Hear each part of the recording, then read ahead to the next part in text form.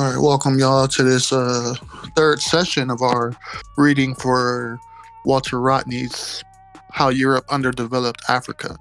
We wrapped up chapter 1 in our first two sessions with what is underdevelopment and what is development.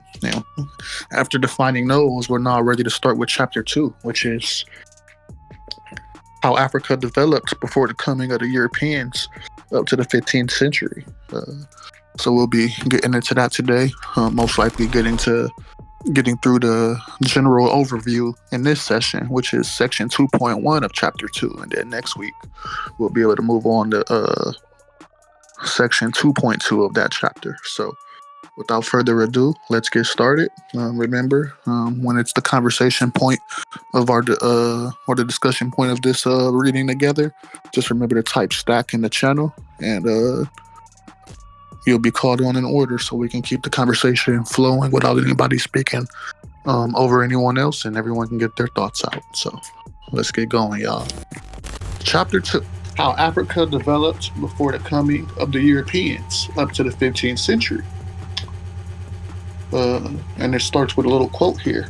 Before even the British came into relations with our people, we were a developed people, having our own institutions, having our own ideas of government. And that's from J.E.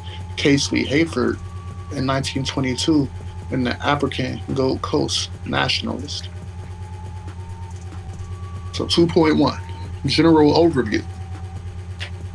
It has been shown that using comparative standards, Africa today is underdeveloped in relation to Western Europe and a few other parts of the world. And that the present position has been arrived at not by the separate evolution of Africa on the one hand and Europe on the other, but exploitation. As is well known, Africa has had prolonged and extensive contact with Europe, and one has to bear in mind that contact between different societies changes their respective rates of development. To set the record straight, 4 operations are required. A. Reconstruction of the nature of the development in Africa before the coming of Europeans. B. Reconstruction of the nature of development which took place in Europe before expansion abroad. C.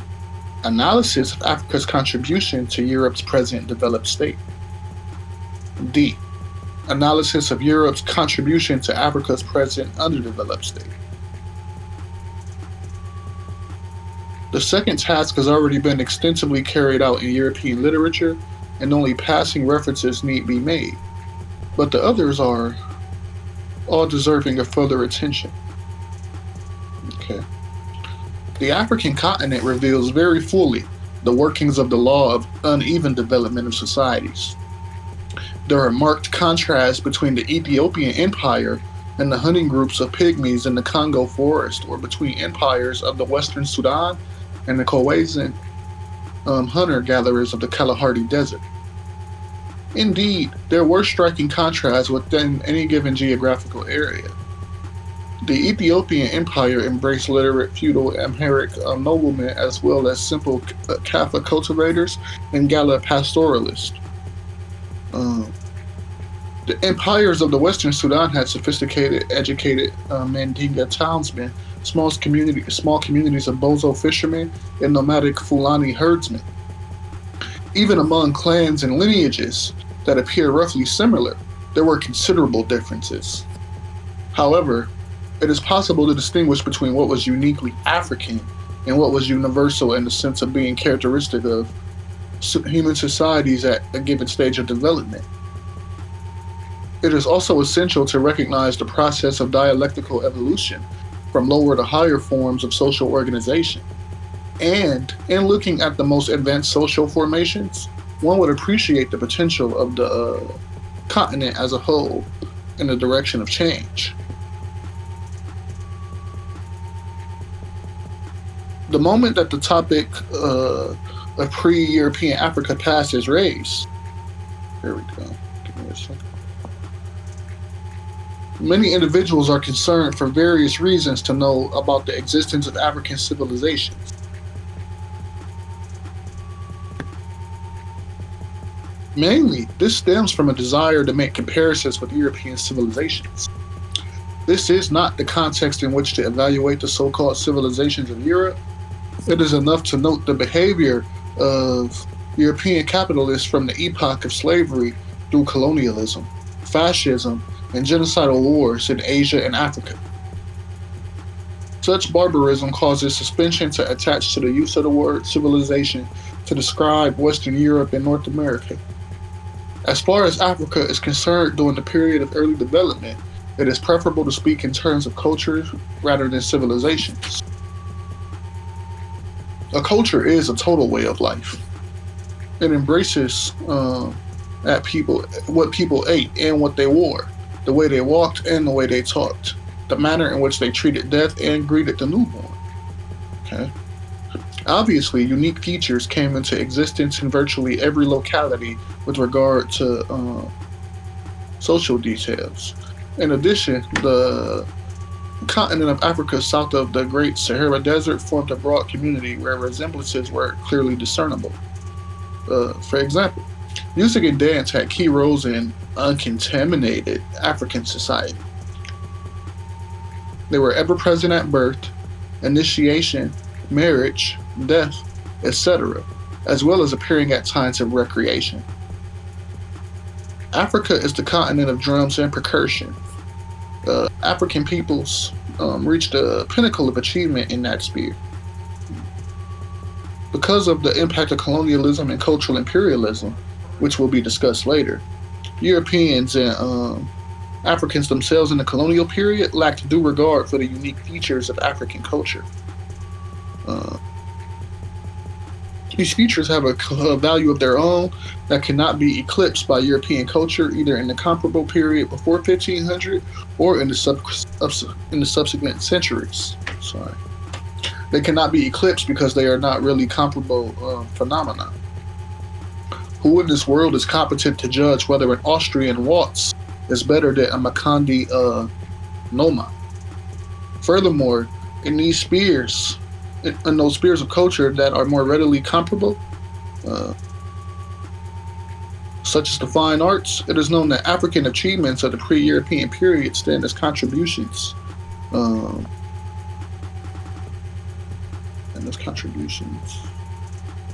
to man's heritage of beautiful creation. The art of Egypt, the Sudan, and Ethiopia was known to the rest of the world at an early date. That of the rest of Africa is still being discovered and rediscovered by Europeans and present-day Africans. The verdict of art historians on the If and Benin bronzes is well known, since they date from the 14th and 15th centuries. They are very relevant to any discussion of African development in the epoch before the contacts with Europe. Nor should they be regarded as unusual, except with regard to the material in which the sculptures were executed. The same skill and feeling obviously went into sculpture and artwork in non-durable materials, especially wood. African dance and art were almost invariably linked with the religious world outlook in one way or another. As is well known, traditional African religious practices exist in great variety. And it should also be remembered that both Islam and Christianity found homes on the African continent almost from their very inception. The features of the traditional African religions helped to set African cultures apart from those in other continents. But in this present context, it is more important to note how much African religion had in common with religion elsewhere, and how this can be used as an index to the level of development in Africa before European impact in the 15th century.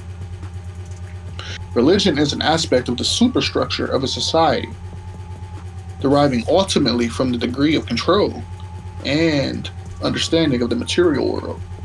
However, when man thinks in religious terms, he starts from the ideal rather than with the material world, which is beyond his comprehension. This creates a non-scientific and metaphysical way of viewing the world, which often conflicts with the scientific materialist outlook and with the development of society. African ancestral religions were no better or worse than other religions as such. But by the end of feudalism, Europeans began to narrow the area of human life in which religion and the church played a part. Religion ceased to dominate politics, geography, medicine, etc. To free those things from religious restraints, it had to be argued that religion had its own sphere and the things of this world have their own secular sphere. This secularization of life speeded up the development of capitalism and later socialism. In contrast, religion pervaded African life in the period before the coming of the whites, just as it pervaded life in other pre-feudal societies, such as those of the Maoris of Australia, or the Afghans of Afghanistan, or the Vikings of Scandinavia. Religion can play both a positive and a negative role as an aspect of the superstructure. In most instances in early Africa, religious beliefs were associated with the mobilization and discipline of large numbers of people to form states. In a few instances, religion also provided concepts in the struggle for social justice. Okay. The negative aspects usually arose out of the tendency of religion to persist unchanged for extremely long periods, especially when the technology of earning a living changes very slowly. This was the case in African society, as in other pre-capitalist societies. At the same time, the religious beliefs themselves react upon the mode of production, further slowing up progress in that respect. For instance, belief in prayer and in the intervention of ancestors and various gods could easily be a substitute for innovations designed to control the impact of weather and environment. The same kind of two-sided relationship also exists between the means of earning a living and the social patterns that arise in the process of work. In Africa before the 15th century, the predominant principle of social relations was that of family and kinship associated with communalism. Okay. That's pretty cool. Every member of an African society had his position defined in terms of relatives on his mother's side and on his father's side. Some societies place greater importance on matrilineal ties and others on patrilineal ties. Those things were crucial to the daily existence of a member of an African society because land, the major means of production, was owned by groups such as the family or clan, the head of which was responsible for the land on behalf of all kin, including parents and those yet unborn. In theory, this pattern was explained by saying that the residents in any community were all direct descendants of the first person who settled the land. When a new group arrived, they often made a pretense that they too had ancestry dating back to the settling of the land, or else that they ensured that members of the earliest kin groups continued to perform the ceremonies related to the land and water of the region. Similarly, the labor that worked the land was generally recruited on a family basis. A single family or household would till its own plots, and it would also be available to share certain joint farming activities with other members of the extended family or clan. Annual hunts and river fishing were also organized by a whole extended family or village community. In a matrilineal society such as of the Bemba in Zambia, the bridegroom spent a number of years working for the father of his bride, and many young men who had married daughters of the same household often formed work teams to help each other. In Dahomey, a young man did not go to live with his wife's family, but the Dakwe, or work team, allowed his son to participate in carrying out a task of some magnitude for the father of his wife. In both of those examples, the right of the father-in-law to acquire labor and the obligations of the son-in-law to give labor were based on kinship. This can be contrasted with capitalism, where money buys labor, and with feudalism, where the serf provides labor in order to have access to a portion of land, which belongs to the landlord, rather. All right, so we can pause to have a conversation about what we're going over so far, because this is some pretty interesting shit. Ahead at the beginning of the passage, he's mentioning aspects of culture. He was saying something about, let's see, where is this quote? Here it is. However, it is possible to distinguish between what was uniquely African and what was universal in the sense of being characteristic of all human societies at a given stage of development. It is essential to recognize the process of dialectical evolution from lower forms of social organization, and in looking at the most advanced social formations. One would appreciate the potential of the continent as a whole and the direction of change. And so, quite literally, he's just mentioning that while there's distinctions to be made materially between regions and continents, etc., there's also universal truths at given stages of development for all nations. And so we have to kind of study into those to really be able to understand what went into Africa's underdevelopment, and as such being able to understand what it would take in a real material sense to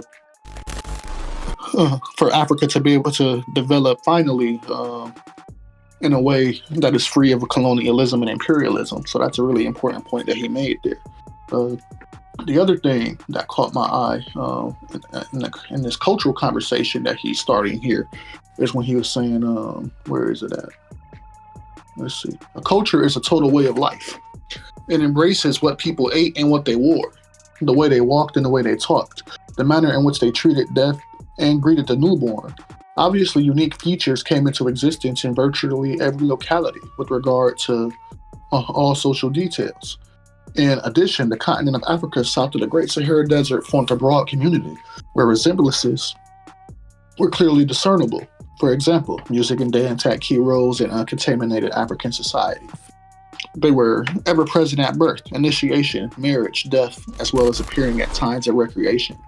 Africa is the continent of drums and percussion. African peoples reached the pinnacle of achievement in that sphere. And so in this real way, he's trying to get people to not think of Africans at all as some sort of monolith where it's just the same exact culture all throughout the continent. He's quite literally saying, like, look, to really be able to understand just how fucked colonialism made Africa, you have to understand the distinct cultures that existed all over the continent. And in that way, you'll be able to understand why different African countries had different social relations with the colonizers in the first place, which he didn't necessarily mention, but that's something but it's something that he talks about later. So that's a very important point. And then down where he's talking about at the bottom where we finished on 56 before we started this little bit of conversation, he was mentioning these different social relations to labor based on kinship, which is not even something that I had ever heard about before I read this for the first time. I've always just been kind of taught of this like European binary of like, feudalism to, liberal bourgeois capitalism, and like no other systems and every other kind of system kind of being the distortion. But they're talking about what was the specific kind of relationship he described. A young man did not go to live with his wife's family, but the Dapkwe or work team allowed his son to participate in carrying out a task of some magnitude for the father of his wife. And so that was one. And then the other one was in a matrilineal society such as of the Bemba in Zambia, the bridegroom spent a number of years working for the father of his bride. And many young men who had married daughters of the same household often formed work teams to help each other. So in this way, he's definitely verbatim saying that there was a relationship to labor based on kinship, but then also that there was this communal aspect based on that kinship and based on those entered into social relations. So young men who had married daughters of the aforementioned father would then go to work with their new brother-in-law in order to form work teams and help get work done in the name of the father. And in this way, they were able to build community. So not only are feudalism and capitalism like not the only forms of economic relations that ever were, but you can quite literally see the the presence of communalism present throughout the motherland, throughout Africa. So that's a very important point to bring up that doesn't get brought up in conversations enough. So yeah, those were the points that were pretty interesting to me. So I'll continue reading and then get to Conrad Bird's thought. Don't want there to be too much of a load. So having been produced on land that was family property and through family labor, the resulting crops and other goods were distributed on the basis of kinship ties. If a man's crops were destroyed by some sudden calamity, relatives in his own village helped him. If the whole community was in distress, people moved to live with their kinsmen in another area where food was not scarce. And Akan country, Ghana, clan system was highly organized so that a man from Brong could visit Fonte many hundreds of miles away and receive food and hospitality from a complete stranger who happened to be of his own clan. So Comrade Burb says, thinking about how I need to specify white European colonizer government when saying feudalism, mercantilism, capitalism as the progress of governments throughout history. Exactly. That's the progression of white settler government structures. But as we are learning through our reading of Wretched of the Earth over on Mondays, which we just finished, and as we are going over on our Tuesday reading of Walter Rodney's How Europe Underdeveloped Africa, that's certainly not the entire history of development through Africa, which is something I'm very excited to learn with y'all about, because this is just shit that you're never going to learn in these bourgeois institutions that they call the education system, you know. And I emphasize they call, because it's sure as hell not education as much as it is State Department propaganda being pumped into our fucking brains. But you know, that's another conversation. Numerous examples could be brought forward to show the dominance of the family principle in the communal phase of African development. It affected the two principal factors of production, land and labor, as well as the system of distributing goods. European anthropologists who have studied African societies have done so mainly from a very prejudiced and racist position. But their researchers can nevertheless provide abundant facts relating to family homesteads and compounds to the extended family, including African members who join by association rather than by birth or marriage, and to lineages and clans which carried the principles of kinship, alliances over large areas. However, while the exact details might have differed, similar social institutions were to be found among the Gauls of 11th century France, among the Via of Indochina at the same date, and virtually everywhere else in the world at one time or another, because communalism is one phase through which all human society passed. And another point that I want to bring up, because it entered my head as I was reading through that passage there, you can really start to get into how insidious it is that they've robbed Africans all over the globe of any kind of land, you know, given that our historical roots tie our labor, you know, to the land as a mean of production. You know, Africans have a rich and strong history of being able to work the land in order to labor and provide for themselves and their families, ourselves and our families. And having robbed us of that ability, they can then coerce us into having to enter into this capitalistic mode of production in order to make us have to not even, I wouldn't say consent to our exploitation, but have no other means of being able to take care of our families. So then you can start to see why what was it, the 40 acres and a mule that never materialized. Why? Because, you know, Africans might end up in that context, in this country at least, getting back to their roots, being able to subsist off of the land and take care of their family without having to enter into the capitalist mode of production to take care of ourselves. And, well, you know, capitalism can't have Africans who are self-determined to take care of themselves without having to labor under this horseshit system. So that's a very that's a point that just entered my mind that I want y'all to wrestle with. The very intent of taking Africans from their land, making sure that they can't get access to the land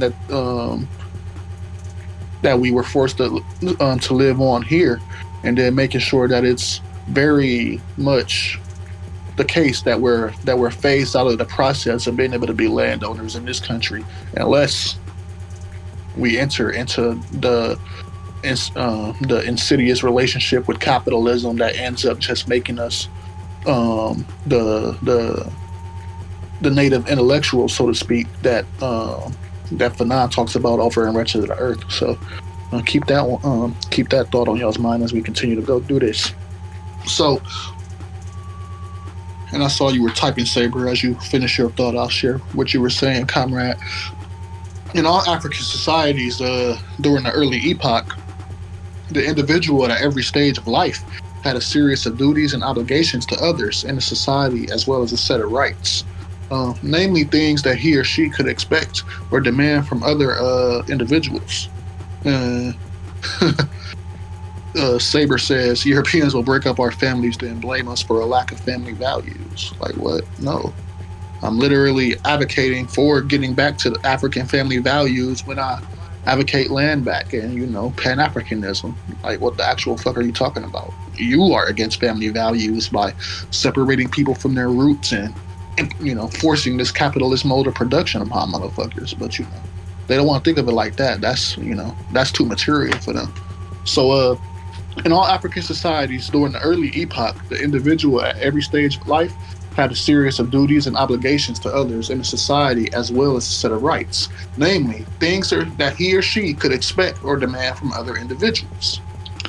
Age was a most important factor determining the extent of rights and obligations. The oldest members of the society were highly respected and usually in authority. And the idea of seniority through age was reflected in the presence of age grades and age sets in a great many African societies. Oh, nonsense, though. If you take one 3/5 Black African and another 3/5 Black African and you put them together, that's like one whole person and you're well on your way to a family. I don't know what you're talking about. It's nonsense. Circumcision meant initiation into the society and to adulthood. From that moment, a man was placed with others in his own age group, and a woman likewise. Usually, there were at least 3 age grades corresponding roughly to the young, the middle-aged, and the old. In large parts of Europe, when communalism broke down, it gave way to widespread slavery as the new form in which labor was mobilized. This slavery continued throughout the European Middle Ages, with the Crusades being Christians and Muslims, giving an added excuse for enslaving people.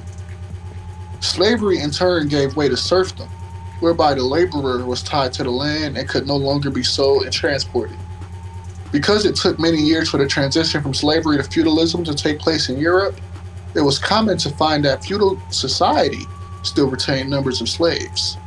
Parts of China, Burma, and India also had considerable numbers of slaves, as the society moved away from elementary communalism, but there was never any time span where slavery was the dominant mode of production in Asia. In Africa, there were few slaves and certainly no epoch of slavery. Most of the slaves were in North Africa and other Muslim societies, and in those instances, a man and his family could have the same slave status for generations within the overall feudal structure of the society. Elsewhere in Africa, communal societies were introduced to the concept of owning alien human beings when they made captives in war. At first, those captives were in a very disadvantaged position, comparable to that of slaves. But very rapidly, captives of their offspring became ordinary members of society because there was no scope for the perpetual exploitation of man by man in a context that was neither feudal nor capitalist. So let's talk about that a little bit. This idea that before you're even born, you already have a relationship to the slave owner that necessitates, if you are conceived and if you are able to be born, that you already enter into a coercive relationship with a slave owner who has right, to your labor, which is just a totally parasitic relationship that we can still see to a certain extent under capitalism today. It talks about slavery not being a primary mode of production in Asia and Africa. There being slaves, but not an epoch of slavery. Most of the slaves themselves being in North Africa and Muslim societies, and in those instances, men and family having the same slave status for generations because of the overall feudal structure of the entire society. You can start to get this pushback of this idea that, like, oh, you can't be too mad at, the European slave owners because, slavery was prevalent everywhere when, quite literally, it was never the dominant mode of production in any country other than here and what they had going on in Europe. But, they want to try to make it as it's, an all sides are bad because everybody had slaves kind of argument. And it's just, that's a real colonial way to look at the material situation, but these motherfuckers aren't materialists, and they sure as hell don't want to have to wrestle with the actual consequences and history of relationship. Comrade Berg says, we all have that kind of relationship to capitalists. We're conditioned to raise our kids to become cogs in the capitalist machine, like they owe it simply for being born. Absolutely, comrade. We get, from the very time we're born, this outline from our parents that says your life needs to go, from A to B in this very simple way. And the path there is you and it's very heteronormative too. It's very and it very much is biased in favor towards cis men. And it says you go through this education system, as a man and as a woman, because gender itself is very binary in this construct that they conceive of for you. So you go through this education system, this bourgeois institution where you are being bombarded with bourgeois propaganda through your life. And after you manage to get through that bourgeois education system, you get a college degree and a field that was told to you, you need to concentrate on being profitable for you, so you can't actually pursue what it is you want to pursue. You have to pursue a very limited range of options because they'll propagandize the other ones as not being worth it because of the ability to get jobs. Then you leave college, you get married, you get a good job, you have a kid, and in that way you can kind of get access to the American dream with the white picket fence and the dog and the nice house and the two lovely cishet male to cishet women family, and maybe 2 or 3 kids, and just and it's cyclical and the cycle repeats. That's how you make it in America. And if you can't make it, then you must not have followed the outline from A to B. But as we know, reality very much conspires against you so that outline does not at all work.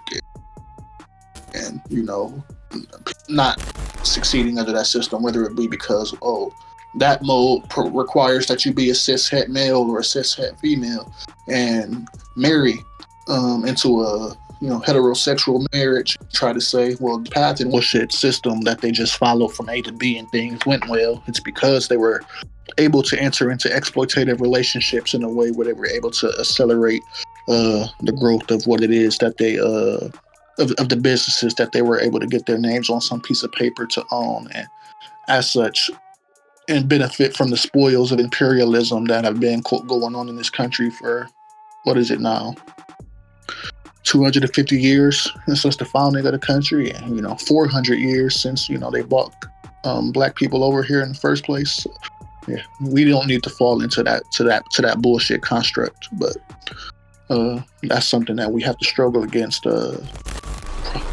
quite literally until we've defeated capitalism forever. Conformity in workers makes owners' lives easier. Exactly, comrade. So we are on 59, where it says both Marxist and non-Marxist alike. Would any of you comrades like to take over reading for a little bit? Oh, and Zoe says, let me read Bryn's thoughts and Zoe's thoughts. So Bryn says, seems like Rodney is saying, in a society where primary relationship to labor is uncoerced, The resulting superstructure is resistant to the introduction of enslavement as a permanent category. Makes a lot of sense to me, and makes you wonder, what is it about the proto-slave societies that opened them up to becoming slave societies? That's a really good question. And, let's see if, as we read, he'll go into what. Alrighty. Yeah, alright, so did one of y'all want to go ahead and pick up on the reading? Appreciate it, Zabs. Thank you. Cool. Both Marxists and non-Marxists alike, with different motivations, have pointed out that the sequence of modes of production noted in Europe were not reproduced in Africa. In Africa, after the communal stage, there was no epoch of slavery arising out of internal evolution, nor was there a mode of production which was the replica of European feudalism.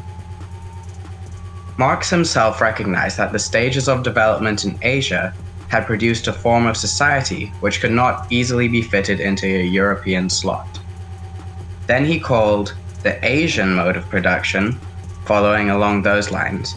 A number of Marxists have recently been discussing whether Africa was in the same category as Asia, or whether Africa had its own African mode of production. The implications of the arguments are very progressive, because they are concerned with the concrete conditions of Africa rather than the preconceptions brought from Europe.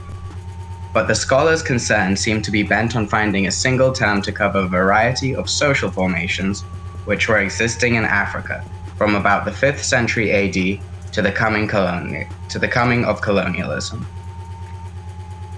The assumption that will underlie this study is that most African societies before 1500 were in the transitional stage between the practice of agriculture plus fishing and herding in family communities and the practice of the same activities within states and societies comparable to feudalism.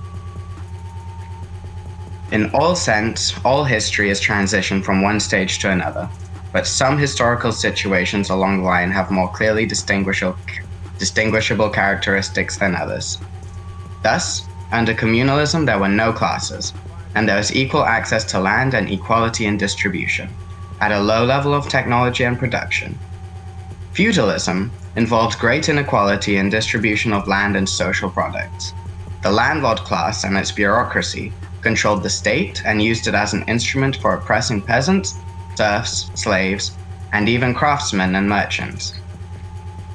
The movement from communalism to feudalism in every continent took several centuries, and in some instances, the interruption of internal evolution never allowed the process to mature. In Africa, there is no doubt that the societies which eventually reached feudalism were extremely few, so long as the feudal state was still in the making. Elements that were communal coexisted with elements that were feudal, and with some peculiarities due to African conditions. The transition was also characterized by a variety of social formations. There were pastoralists and cultivators, fishing societies and trading societies, raiders and nomads. They were all being progressively drawn into a relationship with the land, with each other, and with the state, through the expansion of productive forces and the network of distribution. In feudal societies, there were clashes between the landlord and peasant masses, and later on between the landlord and merchant classes. Under capitalism, the principal class contradiction inside Europe was between the proletariat and the bourgeoisie. Those hostile class relations provided the motive forces within the respective societies. African communal societies had differences such as age grades, and differences between ordinary members and religious leaders such as rainmakers. However, those were not exploitative or antagonistic relations. The concept of class as a motive force in social development had not yet come about, and in the communal phase, one must look at the fundamental forces of production to understand the process of change. Using a number of methods and concepts, it is possible to reconstruct the most likely manner in which isolated family living was broken down and production increased. For instance, the rise of age grades can be seen as responding to the need for greater solidarity because age grades included and cut across many families. Similarly, communal labor was entered into by cross-sections of the community to make work more efficient. The Dokpwe work group of Dahomey mentioned above had a wider application in serving the whole community to perform such heavy tasks as clearing land and house building. With the offer of some food and beer or palm wine, a work team or work bee could be mobilized in a short time in most African communities, including those of the light-skinned Berbers of North Africa. Thank you, comrade. So that's a really interesting thing to talk about. This idea that you can divide up labor based on who's most suited to the task is something we conceptualize all the time as we talk about building communism. So when we talk about how labor might look after the fact, we literally conceive of democratically decided upon processes that literally just have people doing the jobs that they're not only most suited to do, but are willing to do, because in the communal kind of society that we conceive of, people for the most part are just looking to be helpful, and improvement of your material conditions is no longer associated with how much work you can do and the kind of job you have, because everything is according to need in such a society. So that's a really strong thing that they were talking about. The example he had here was the Dockway work group of Nahumi mentioned above had a wider application in serving the whole community to perform the heavy task of clearing land, house building. With the offer of some food and beer or palm wine, a work team or work bee could be mobilized in a short time in most African communities. So that's a really strong point. Just making sure that we could conceive of the fact that we don't even have to necessarily do this from scratch. We have examples, in Africa herself, of how tasks can be divvied up based on need and based on ability. So that's a really strong thing. Did anybody want to continue the reading from where the comrade left off? All right, Comrade Gonzalo, I appreciate it. Thank you. Of course, while the organization of labor might have helped to produce more, principal change in the productive forces was that which compromised new techniques. Using the word in its broadest sense to include both tools and skills in dealing with the environment and new plant and animal species. First prerequisite for mastery of the environment is knowledge of that environment. In the 15th century, Africans everywhere had arrived at a considerable understanding of the total ecology, the soils, climate, animals, plants, and their multiple interrelationships.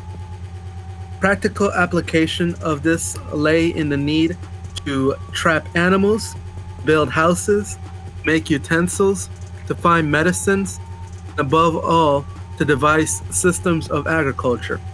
In the centuries before the contact with Europeans, an overwhelmingly dominant activity in Africa was agriculture. In all the settled agricultural communities, people observed the peculiarities of their own environment and tried to find techniques for dealing with it in a rational manner.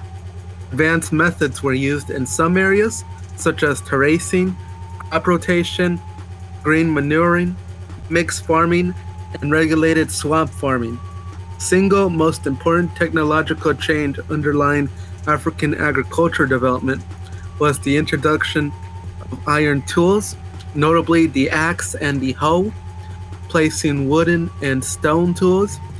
It was on the basis of the iron tools that new skills were elaborated in agriculture, as well as in other spheres of economic activity.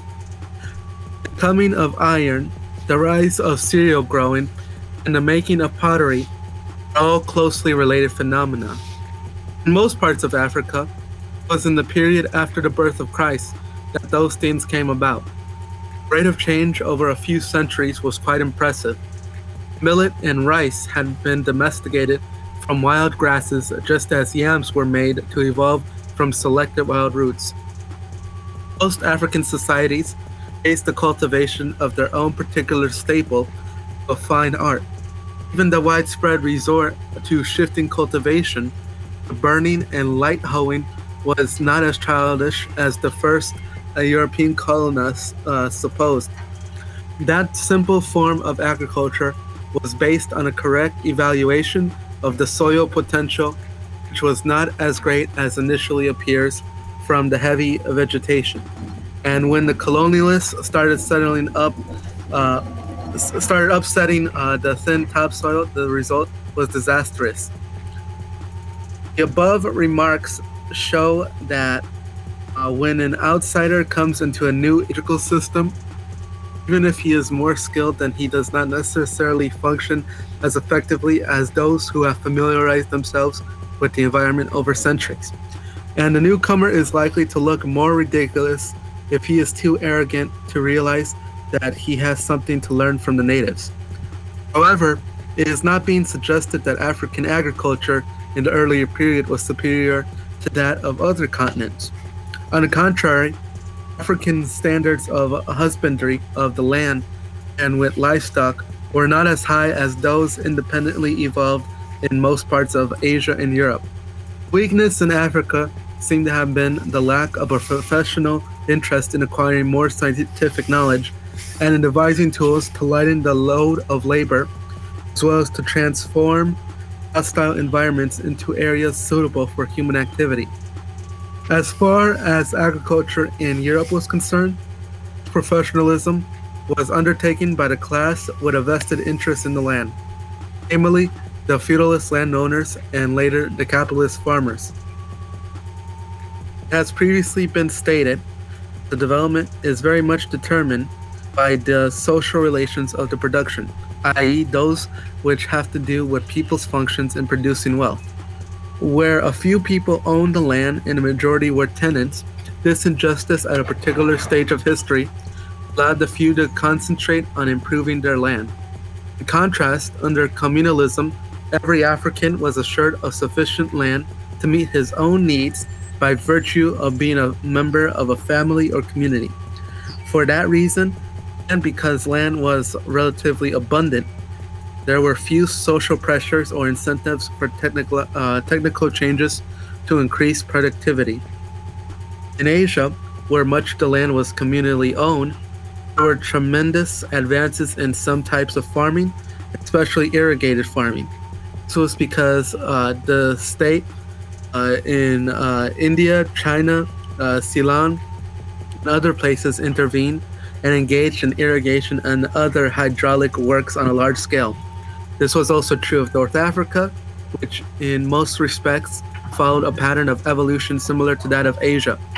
The African land tenure pattern was closer to that of Asia than to that of Europe, but even the most politically developed African states did not play the role of initiators and supervisors of agricultural development. One reason may have been the lack of population pressure and hence the scattered nature of settlements.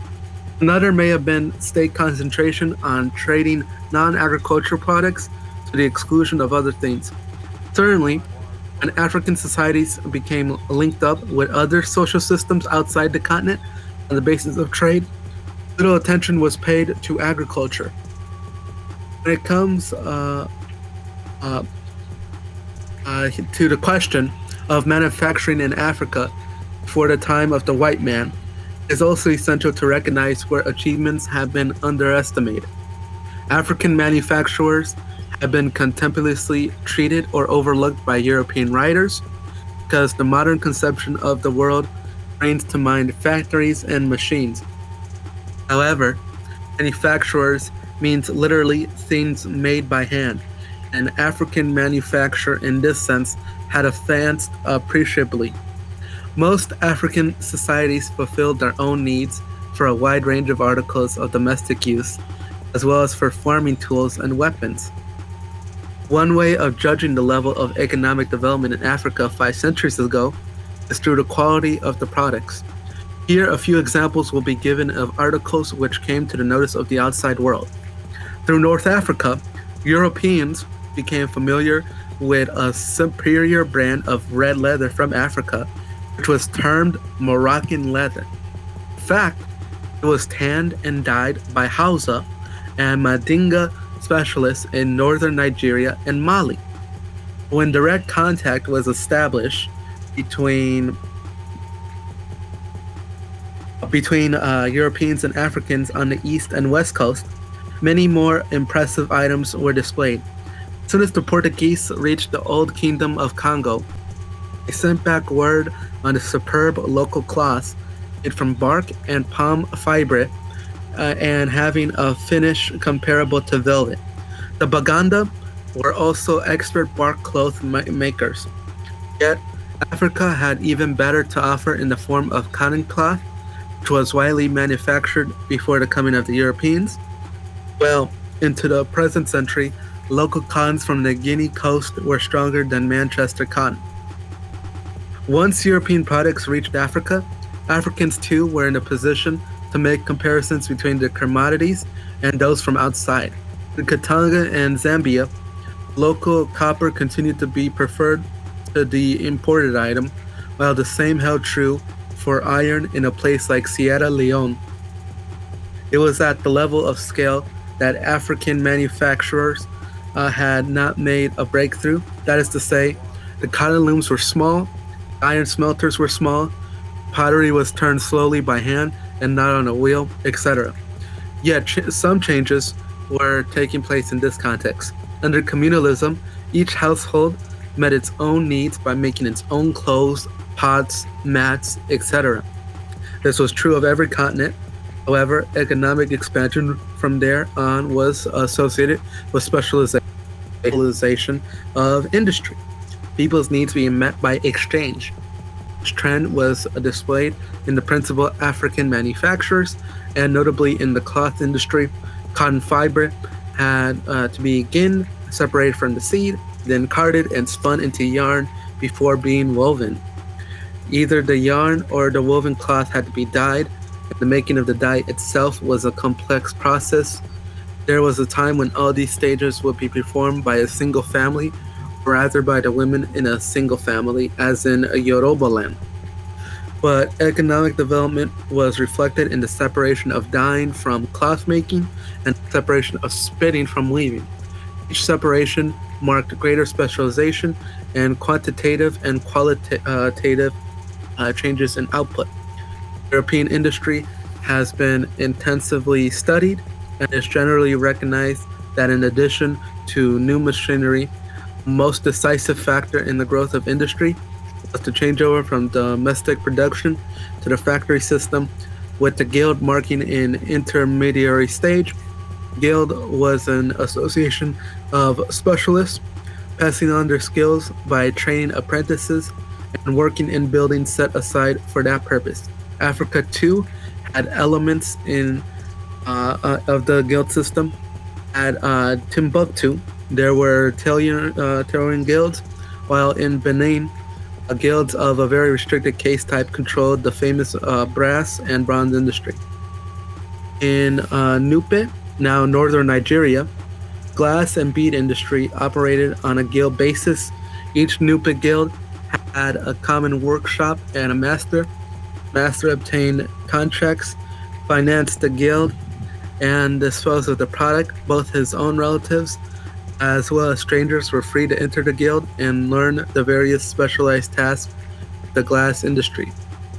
What this amounted to was simply that there was increasing specialization and division of labor.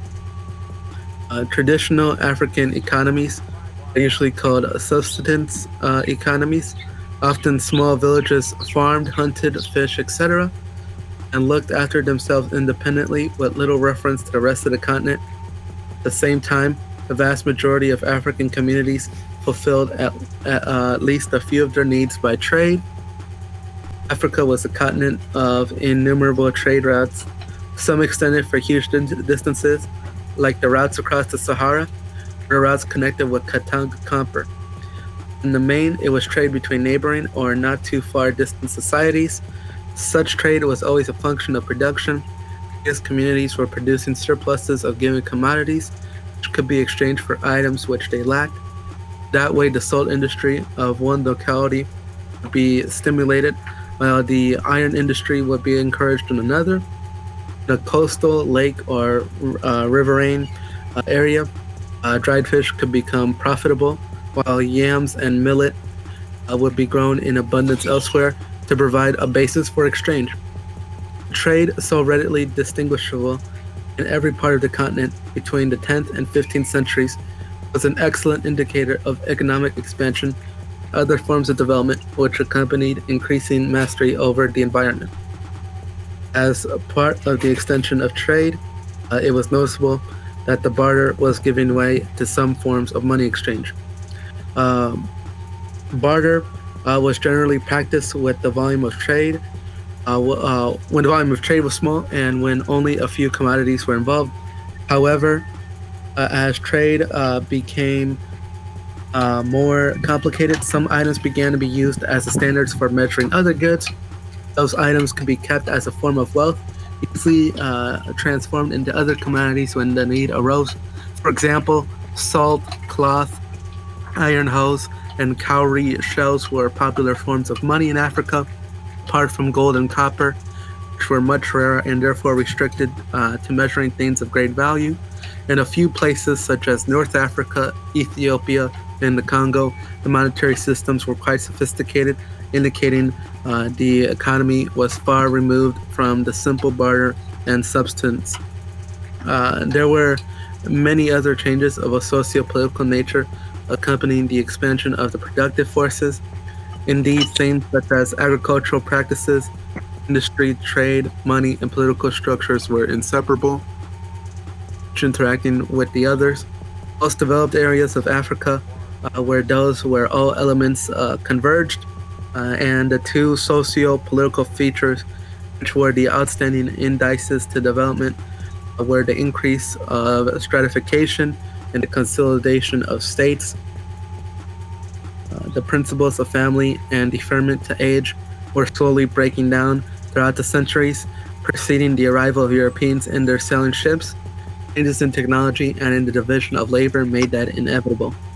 The introduction of iron, for example, gave economic and military strength to those who could make it and acquire it. Better tools meant more food and a greater production, but the latter tended to outrun the supplies of material goods. The possibilities of wealth opened up by the possession of iron were seized upon by a few to their own advantage. Skilled workers in iron, cloth, pottery, leather, salt making, etc. tended to pass on their skills in closed groups known as castes that endured that the division of labor operated in their favor because their position was privileged and strategic. Iron workers were particularly favored in some African societies in which they either became the ruling groups or were very close to the top of the social hierarchy. The division of labor also carried over into non-material spheres, producing professional minstrels and historians. They too had certain special rights and privileges, notably the ability to criticize freely without fear of reprisal. In some circumstances, skilled castes were reduced to very low status. But what was rare, and in any case it does not contradict the general assertion that the tendency was for communalism to give rise to more and more stratification. Social stratification was the basis for the rise of classes and for social antagonisms. To some extent, this was a logical follow-up of the previous non-antagonistic differences in communal society. For instance, old men could use their control over land allocation, over bride price, and over other traditional exchanges to try and establish themselves as a privileged economic stratum. Secret societies arose in that area that is now Liberia, Sierra Leone, and Guinea, and they permitted knowledge, power, and wealth to pass into the hands of the elder and ultimately to the elders of particular lineages. Thank you, comrade. Thank you. Did you want to share the thoughts that were running through your head as you were reading that before anybody else comments? Please allow the others. Yeah, you just read for like 17 minutes. I think you deserve a bit of a break. I appreciate it. Not a problem. Thank you for letting me read. Yeah, of course. I'm always happy to read with y'all comrades. So, social stratification was the basis for the rise of classes and for social antagonisms. There's a passage that the comrade just finished reading. To some extent, this was a logical follow-up of the previous non-antagonistic differences in communal society. For instance, old men could use their control over land allocation, over bride price and over other traditional exchanges to try and establish themselves as a privileged economic stratum. This is not something I had ever known before I started engaging with Walter Rodney. The idea that people would just literally use their control over land allocation, over bride price, and these kind of other previously agreed upon kind of traditions socially to try to. They would use status itself almost as kind of a bartering mechanism. This isn't really anything that you ever hear about, so I found that to be particularly interesting. I'd love to hear y'all's thoughts on that. If you could think of any other historical examples. What else do we have here? Let's see. Iron workers were particularly favored in some African societies in which they either became the ruling groups or were very close to the type of social hierarchy. And we could see remnants of this type of thing, the sort of gig you do, giving you more, social clout in society. In this case, iron workers being the ruling group, and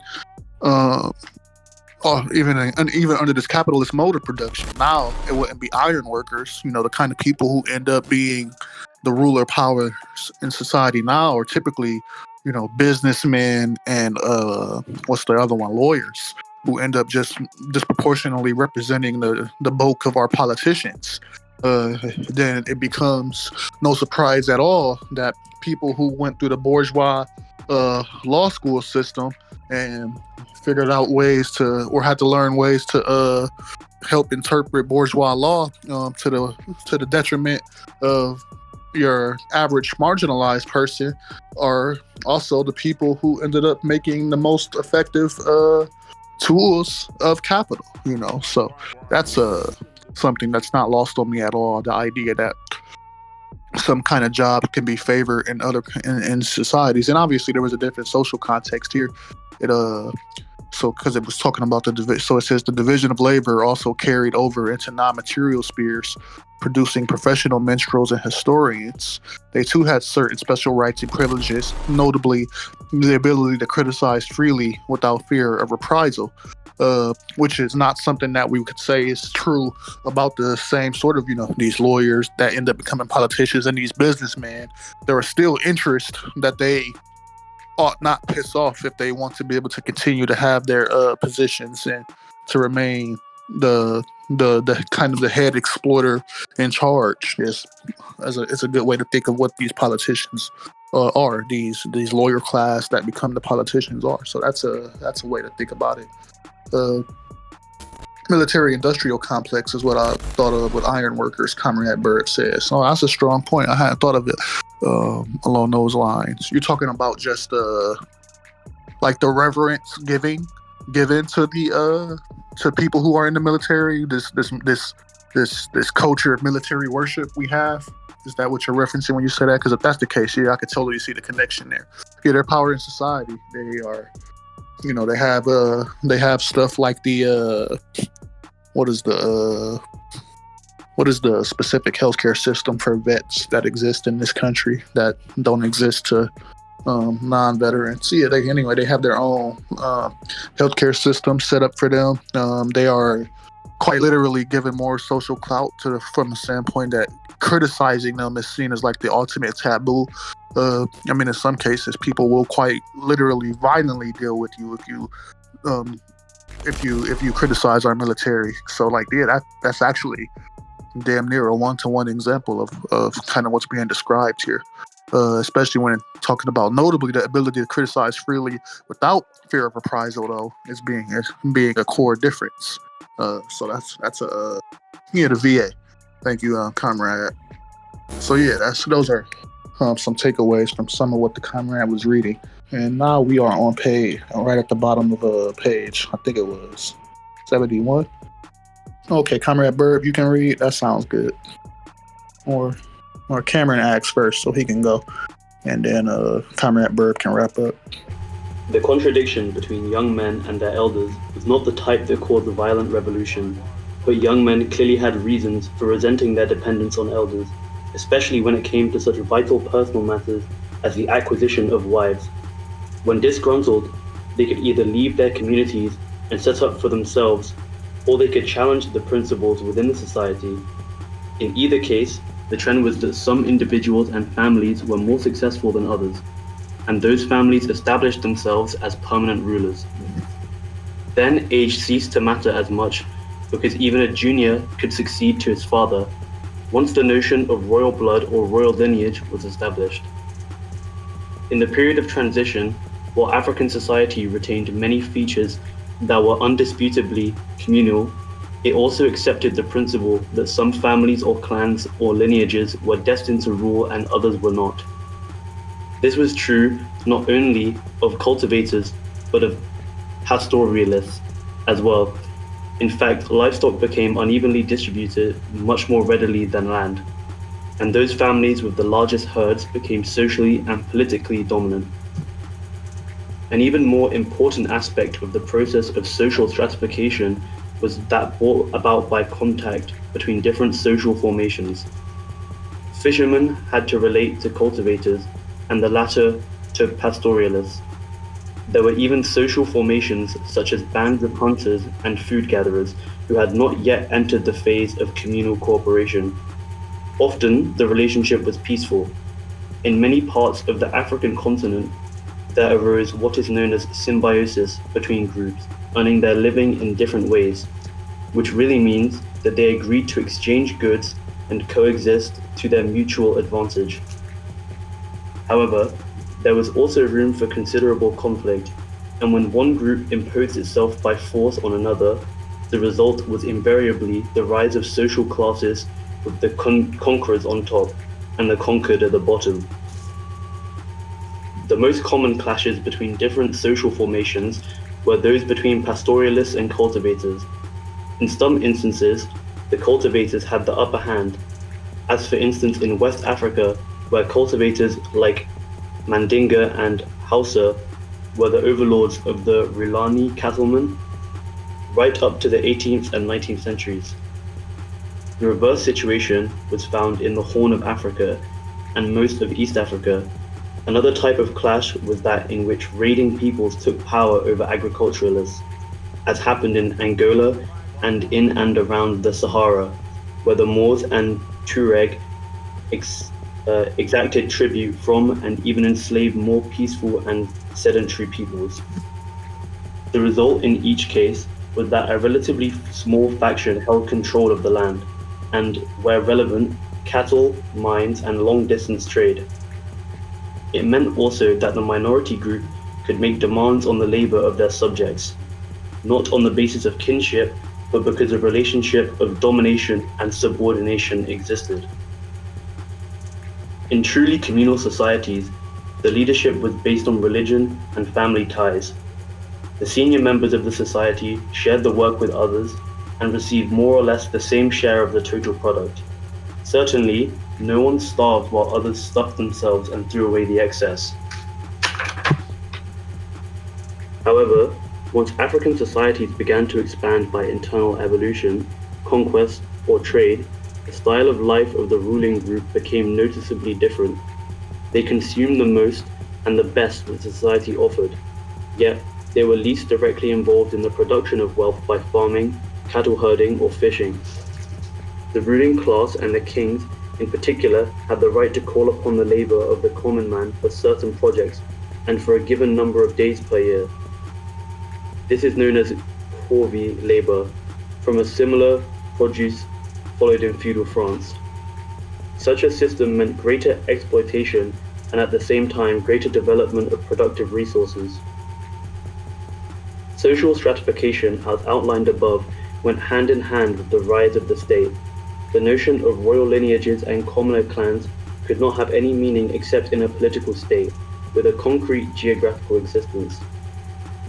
It is significant that the great dynasties of the world ruled over feudal states. To the European or European-trained ear, the names of the Tudors, Bourbons, Hohenzollerns, and Romanovs would already be familiar. Japan had its Kamakaras and its Tokugawas. China had its Tang and its Ming. India had its Guptas and its Marathas, and so on. All of those were feudal dynasties existing in a period some century after the birth of Christ. But in addition, there were dynasties which ruled in each of those countries before feudal land tenure and class relations had fully crystallized. It meant that the transition to feudalism in Europe and Asia saw the rise of ruling groups and the state as interdependent parts of the same process. In that respect, Africa was no different. Thank you, comrade. Sorry, I butchered someone's name. No, it's good. We're learning this shit together. I think it's Hohenzollerns. I know Romanovs, but Hohenzollerns is the one that was tripping me up too, so I get it. You want to wrap up for us, Comrade Bird? Starting from a political perspective, correct? You got it. Okay. I was highlighting some things, wanted to make sure. From a political perspective, the period of transition from communalism to feudalism in Africa was one of state formation. At the beginning, and for many centuries, the state remained weak and immature. It acquired definite territorial boundaries, but inside those boundaries, subjects lived in their own communities with scarcely any contact with the ruling class until the time came to pay an annual tax or tribute. Only when a group within the state refused to pay the tribute did the early African states mobilize their repressive machinery in the form of an army to demand what it considered as its rights from subjects. Slowly, various states acquired greater power over their many communities of citizens. They exacted corvée labor, they enlisted soldiers, and they appointed regular tax collectors and local administrators. The areas of Africa in which labor relations were breaking out of communal restrictions corresponded to areas in which sophisticated political states were emerging. The rise of states was itself a form of development, which increased the scale of African politics and merged small ethnic groups into wider identities suggestive of nations. In some ways, too much importance is attached to the growth of political states.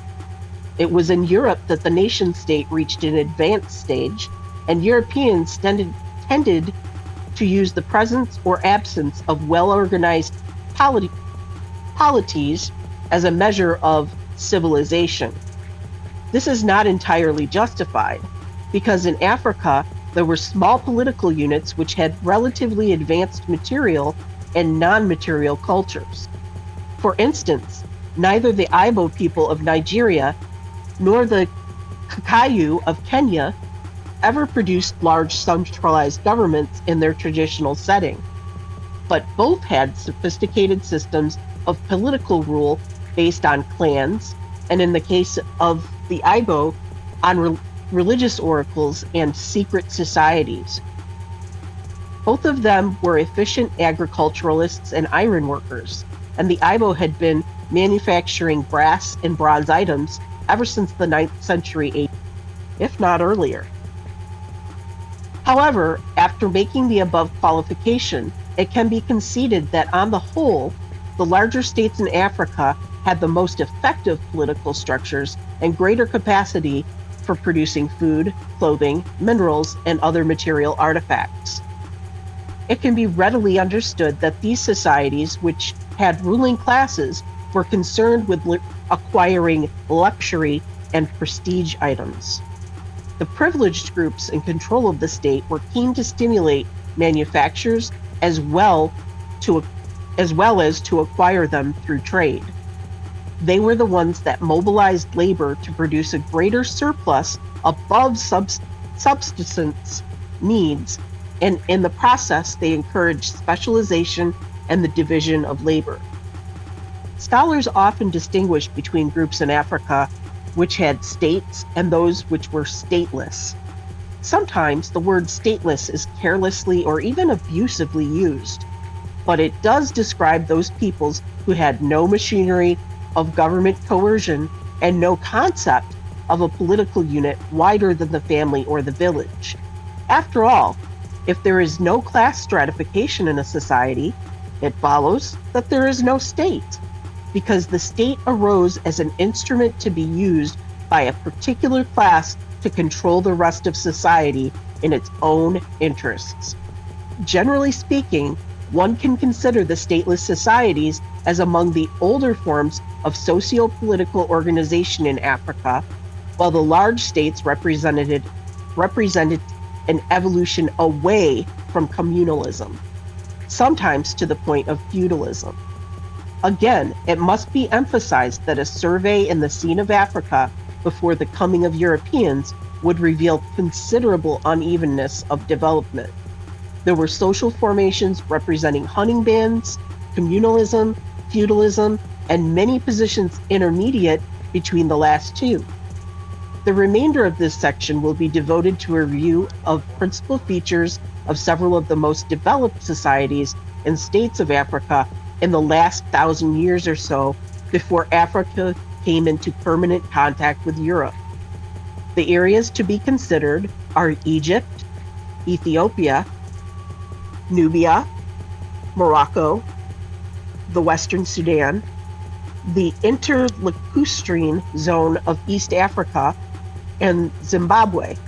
Each serves as an example of what development meant in early Africa and what the direction of social movement was. To a greater or lesser extent, each was also a leading force on the continent in the sense of carrying neighbors along the same path, either by absorbing them or influencing them more indirectly. Thank you, comrade. Thank you. Yeah, that's a lot of good shit they was talking about. So let's wrap it up with a discussion. So, what the comrades were reading in those last 8 to 9 pages.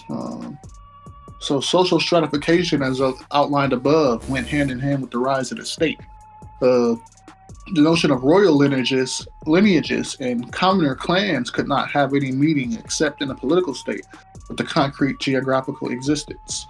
It is significant that the great dynasties of the world ruled over feudal states.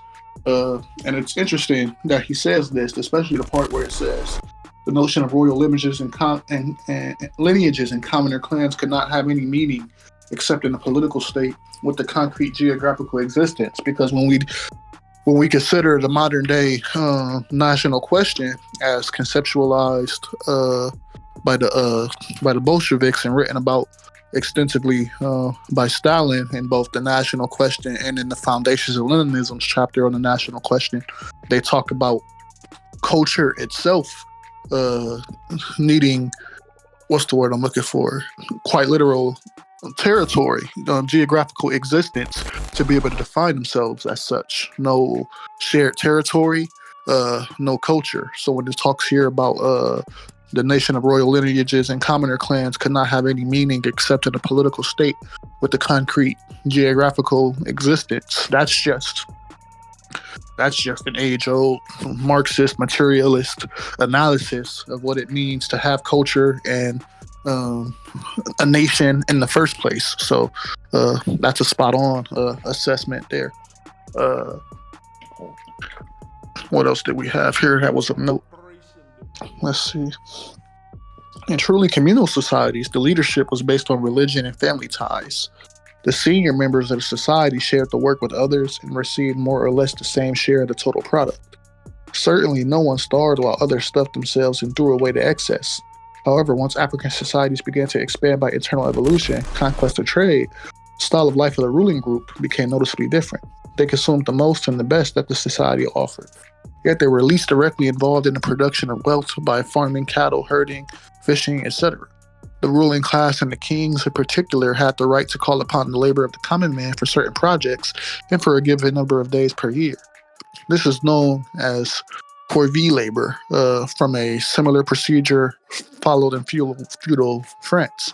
Such a system meant greater exploitation at the same time, greater development of productive resources. So it's real interesting to note how they're talking. So Rodney's talking about this, and he's talking about how it goes from like this more or less communal structure that allowed them to more or less have equal access to the total sum of the whatever it is they ended up producing, and it enters a and eventually more exploitative relationship where the so-called ruling class, in turn, including the king, would be able to benefit more disproportionately off the fruit of labor, but without having to actually do much of, if any, of the labor at all. So it says they consume the most and the best that the society offer, yet they were least directly involved in the production of wealth by farming, cattle herding, fishing. And so we have this idea already here that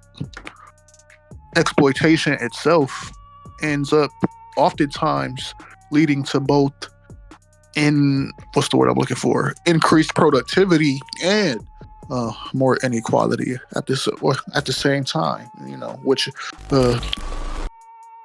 so when it hits your ear, it sounds like a contradiction, because it's like you're probably thinking to yourself, well, how the fuck is it the case that there's more productivity but somehow greater disparity, or greater inequality? And the same damn thing exists under capitalism to this day. We have an increase in productivity, and yet adjusted for inflation and productivity, the working class hasn't had an effective raise in about 30 years, depending on what you read. So this is an age-old exploitative relationship, and it just goes to show you that history itself has kind of always been the tale of class struggle between exploiter and exploitee, at least when it comes to the bourgeois conceptualization of economics. But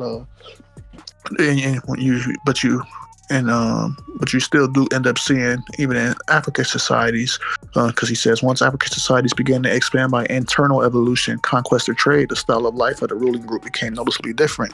You could still observe the visage of this early exploitative relationship as conquest, and the early conceptualizations of imperialism and these internal evolutions that they managed begin to phase into the continent. Comrade Bird quotes, "After all, there is no class strata in a society. It follows that there is no state, because the state arose as an instrument to be used by a particular class to control the rest of society in its own interest." Yeah, that passage is good, because it's talking about what the state is even for. There is no state without class interest. Thus, in order to be able to abolish the state, which is the goal of all Marxists everywhere, you have to necessarily resolve what class contradictions and class antagonisms exist. Now, then it becomes important to note that class antagonisms themselves are not something that we are subjected to, inevitably. These class antagonisms that arise in society, the relationship between the colonizer and the colonized, are a result, of the logic of imperialism, the logic of colonialism. And as such, if you were to engage in resolving those contradictions, you would, as such, begin to enter into a relationship with other people that is not this exploitative relationship, but is one of, as mentioned, communalism, cooperation, and kind of the socialistic solidarity that we're looking to strive for. So even though history has trended toward being the story of class antagonism, we can see in a very real material way, that's only because class itself necessitates that history has gone that way. It's the advent of class that necessarily precedes class antagonism in the first place. So when we resolve the contradictions created by class, then we can start to move towards something that resembles real equity, real equality. And that's something to keep in mind always. Let's see what else we have here. Yeah, those are the most prevalent thoughts that I had in mind as I was going through what the comrades were reading in those last passages. If anybody else has any thoughts that they wanted to share on the reading today, now's the perfect time to do so.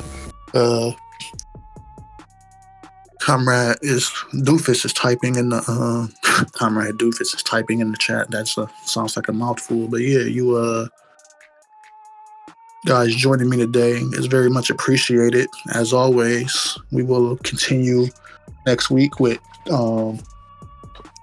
section 2.2, and 2.2 is going to go into concrete details of the old relation and what the consequences of colonialism have been in different regions. And so it'll start with Egypt, and that's going to be some pretty what's